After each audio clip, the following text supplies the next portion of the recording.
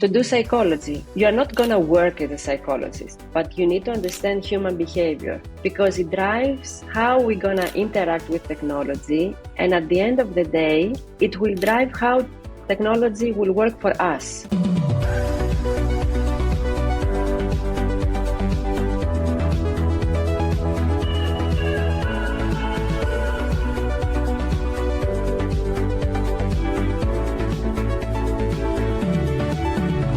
Hey folks, welcome back to the Shifting Schools podcast. All summer long, we are hyper-focused on the future world of work. And we have an incredible guest for you this week. I'm joined by Tanya Tessa Ulu, who's going to talk to us about the evolving landscape of work, the impact of artificial intelligence, and the importance of mindset and interdisciplinary approaches to navigating our quickly changing world. Tanya shares her insights as a business psychologist, emphasizing the need for adaptability and understanding human behavior in the face of all these technological advancements. We're going to talk about how we can help the young folks in our life foster confidence and curiosity, and how we can help their parents and caregivers do that as well. You'll hear a little bit about Tanya's background, and I would strongly encourage you to head over there to the show notes to learn more about ways your school can connect with her this summer and after. Welcome, Tanya, to the Shifting Schools podcast. Let's be honest, sending students to a news site isn't working, but Newsreel meets them where they are. Designed like the apps they already love, Newsreel brings real journalism into the gamified, student-friendly format. They rack up streaks, take quick quizzes, and actually engage with world events. Teachers get insight too, with dashboards that track article reads and quiz results. Head to newsreel.co/shiftingschools, that's NEWSREEL.co/shiftingschools, all one word, and get free access just for being a listener. You get to download it, play with it, and get ready to understand how this might impact your coming school year. Again, that's newsreel.co/shiftingschools. See the show notes for a direct link today.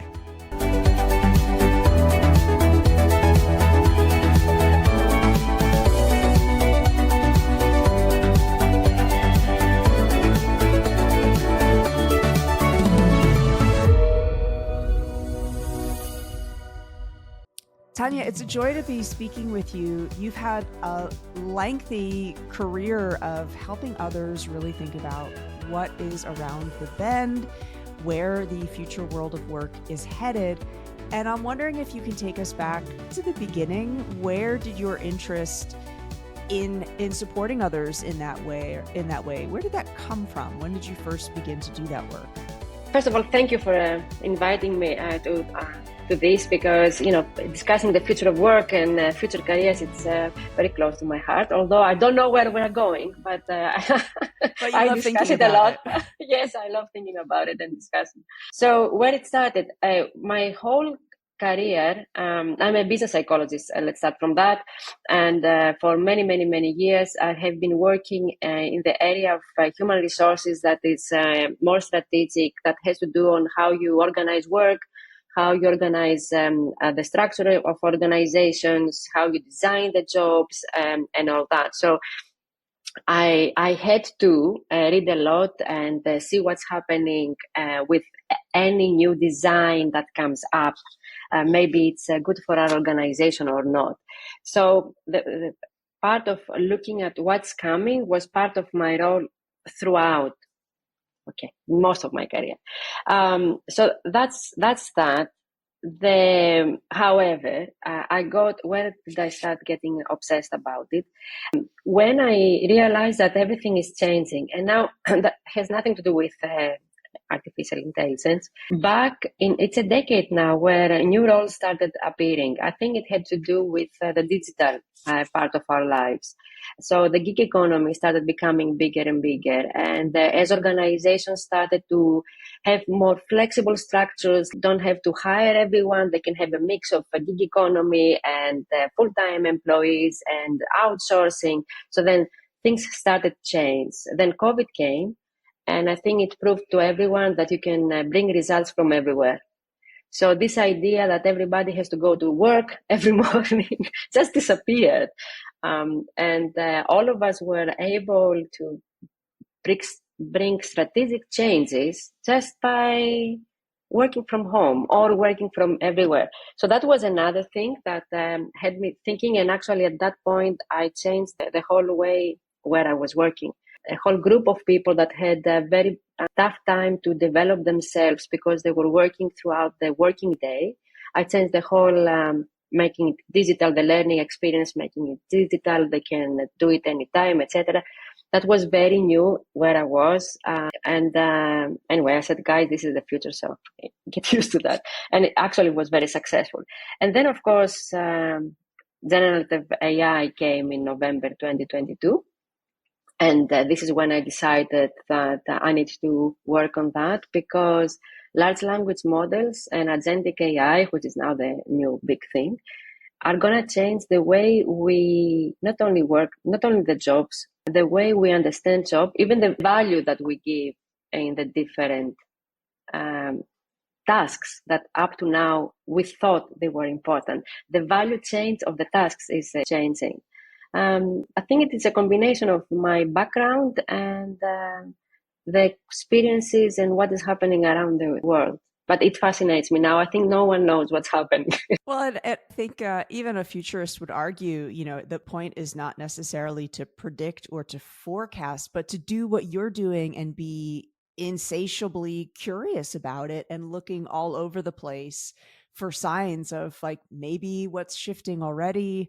It comes to mind. Also, just, I have a few friends that they work 4-day work weeks now. And, it's been really interesting to talk to them about what their boss will say in terms of, we're doing this actually because we're seeing it's better for the business. And I think that's really interesting. I wonder how AI will play into that. But, your point about COVID really forcing a shift and showing how maybe some of the systems were brittle and waiting, for something to just crack them open. Tanya, I wonder, since you are just looking all over the place, doing research, what is something that really excites you? Is there, an industry or a career pathway, or, if you could focus all of your research energy in one place right now, are you kind of finding yourself saying, okay, I know I'm interested in this. I've got to pay attention to some other things too, but oh my goodness, I wish I could just spend all day reading about this. Yeah, it is artificial intelligence. I mean, I spend my whole day reading about this, understanding what is happening, what is coming, realizing what it means. Because I think that's important, actually. Although people believe that science is, all the biology, chemistry, physics, engineering, computer science, etc., they're growing. Of course, they are.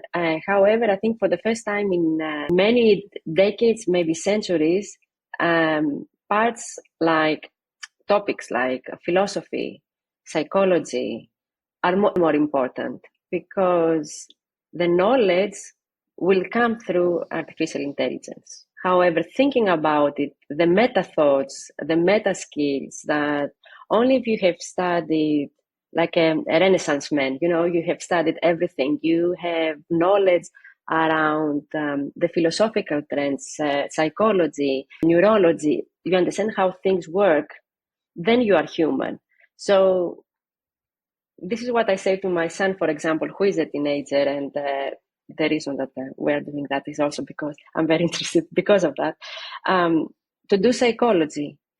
You're not going to work as a psychologist, but you need to understand human behavior, because it drives how we're going to interact with technology. And at the end of the day, it will drive how technology will work for us.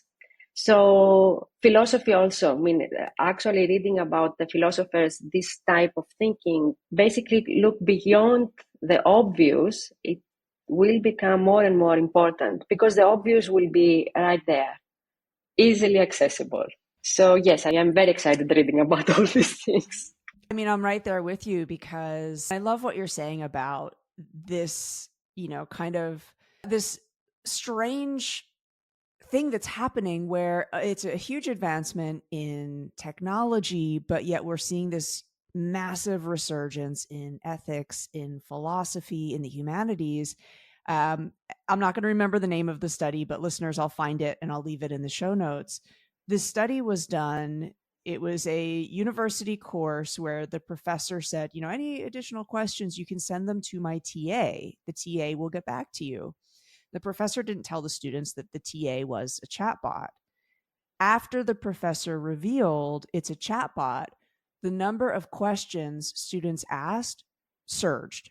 And, the research was looking at how, for many of us, we're much more comfortable asking questions to a non-human entity. And that's going to have huge ramifications for learning, right? So I love your point about we have to kind of be thinking from a generalist standpoint and looking at this technology, not just through a STEM lens, but through a broader lens. I know, a lot of the conversation around AI and the workplace, at least maybe at like a surface level, there's a lot of conversation around the things that will be automated. And this is something that we've seen, with every new technology, there are certain jobs that go away, but then there's also new jobs that come to the surface.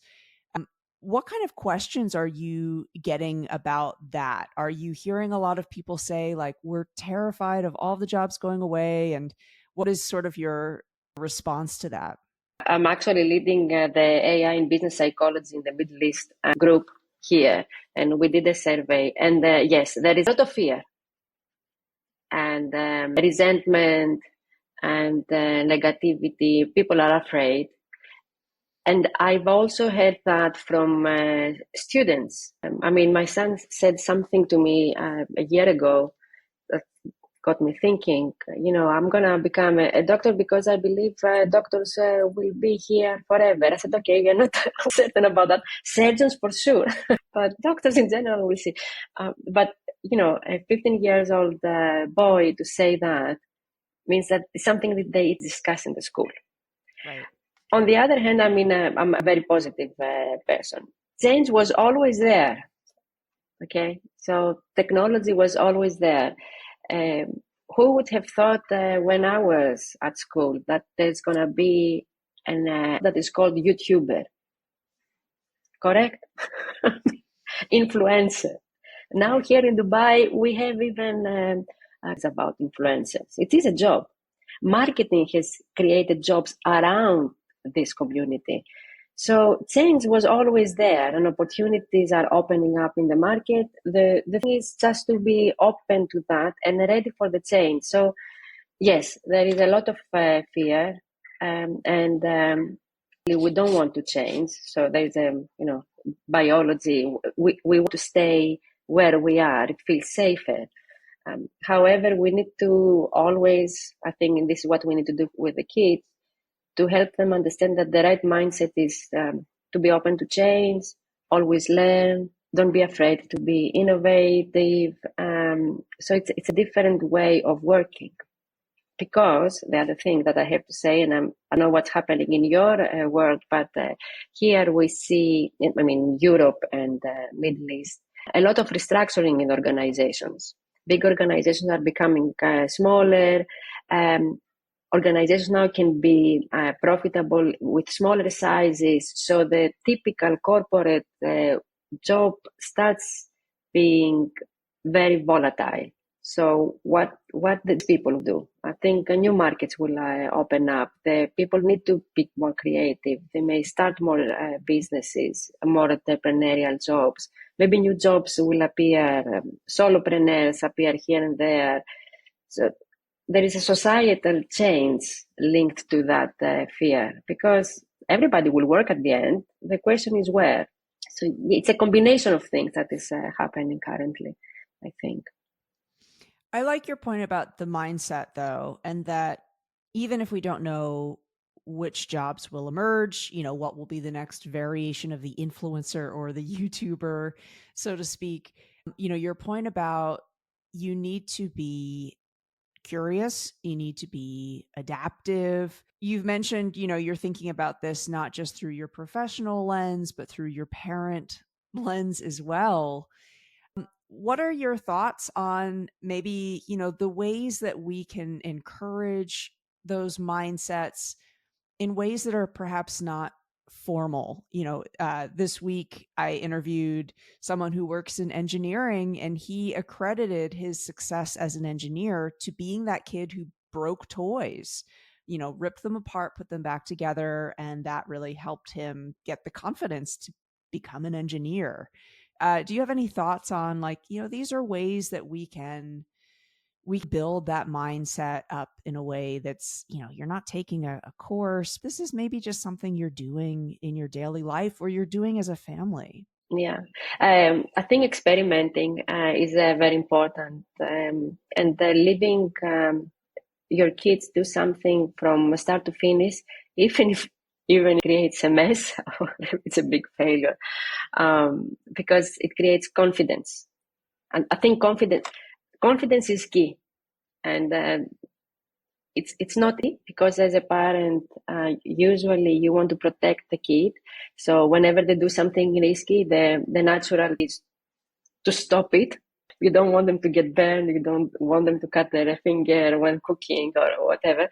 That's me. That's me. Especially the Greek moms. I have to tell you, it's even more protective than the rest of the world. However, you need to build that confidence that it's okay if you broke that glass when you were cooking, or it's okay if that burned completely. It's okay if you messed up in these exams. Let's see how you can do it better. So building that confidence, and I remember, because I'm a very confident person, and I reflected that how I did become that person. I think it was all my young life. My parents believed in me, so I think that was a big thing. I felt that they believe in me, and yes, they are helping me to be successful. It's not easy to do it, but that's experimenting. Now, change a lifestyle. Again, reflecting on that, the fact I grew up in a city in the middle of Greece, the same school all my life, the same friends. I was very scared to leave that city and go to the university. I remember that my parents wanted me to go abroad, and I was so scared that I preferred to stay in Athens, to stay in Greece. Now I regret it a lot, but I didn't. My son, on the other hand, is an expat kid. So he's used to live wherever, doesn't have a home.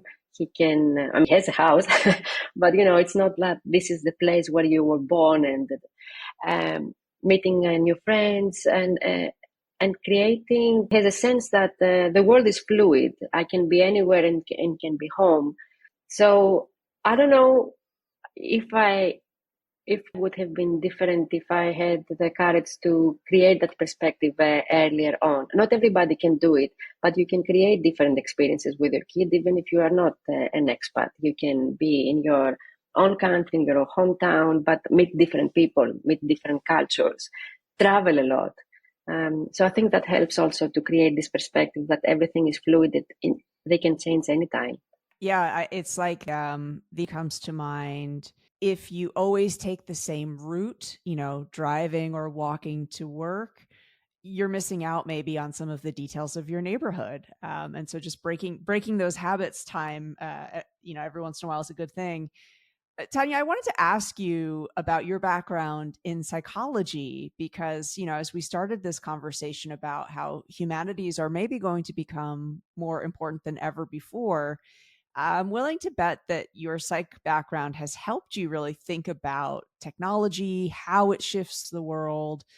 Can you say a little bit more about, you maybe regretted not going away to university, but I'm kind of going to assume you're very, very that you have foundation in psychology. Can you say a little bit more about that? Yeah. I didn't go to London to study. I went to Athens. So, London was anyway, I didn't do it back then. So I went for a master's degree. So yes, let me tell you that I have actually, the first degree is major in psychology and minor in sociology. That also helps because all these changes create sociological pressures, and the society changes. So it's a combination, as you said, for humanities in general. I think what psychology helped me with, understanding human behavior is key, and understanding human behavior at a deeper level than a coach can tell you, etc. Understanding the theories, reading about it, looking at the patterns, understanding cognitive psychology. So how we have the biases are everywhere. Understanding your own biases is also something very important. You learn to analyze yourself and your own patterns, your own behaviors. So looking at patterns helps you understand what's happening in the society, and looking at the behaviors can help you analyze what's happening with the technology. Let me clarify that the large language models actually behave like a human brain. So understanding the human brain, which is part of the psychology you have to go through will help you understand the neural networks, which is very technical. I mean, you don't have to understand the details, but you understand how they work, that they understand patterns. So then you can understand why they have hallucinations. Everybody's talking about hallucinations. We have hallucinations as humans. We don't remember. We think we remember, but we actually don't remember. So knowing that, you understand why technology is doing that.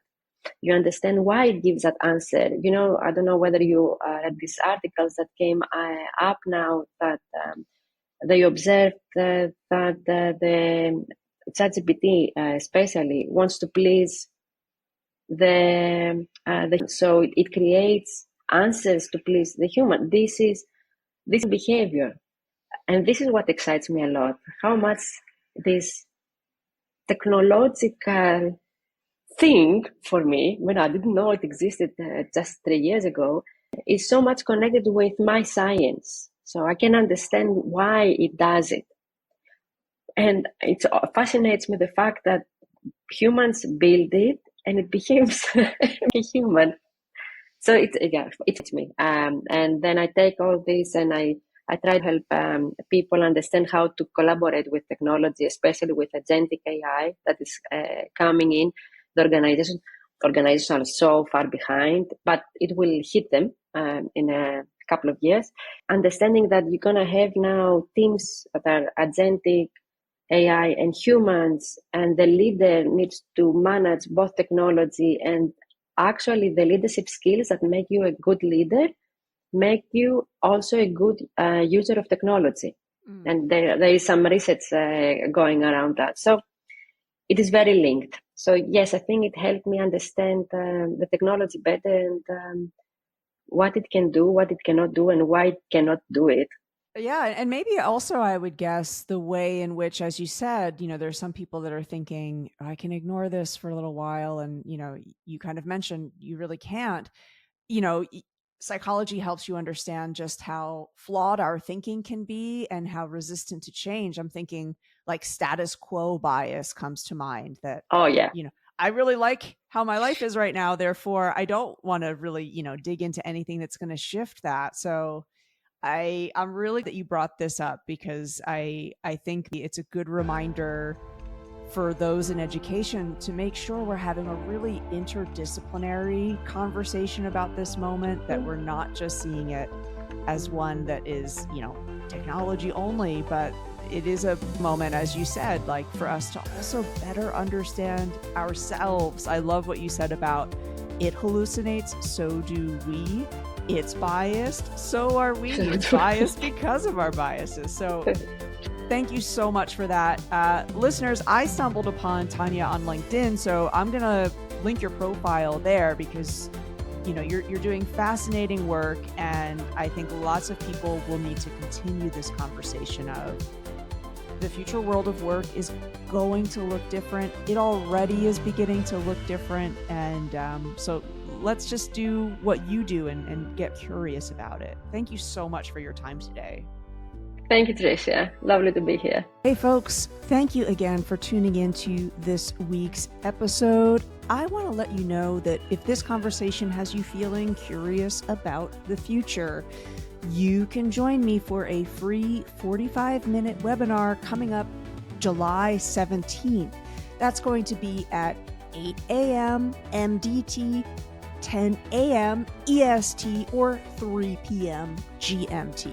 That free 45-minute webinar, July 17th, is going to be exploring futures literacy to help us better understand emerging career pathways. Futures literacy is a huge passion of mine, and I will be showing you how you can use it to better imagine multiple futures. We will dig into existing signals. These are clues about where the future world of work might be headed. And we'll also dig into some of the trends. These are evidence-backed pieces of research that show us something is shifting. If you'd like to join me for that free 45-minute webinar, you can register at www.shiftingschools.com. Hope to see you July 17th.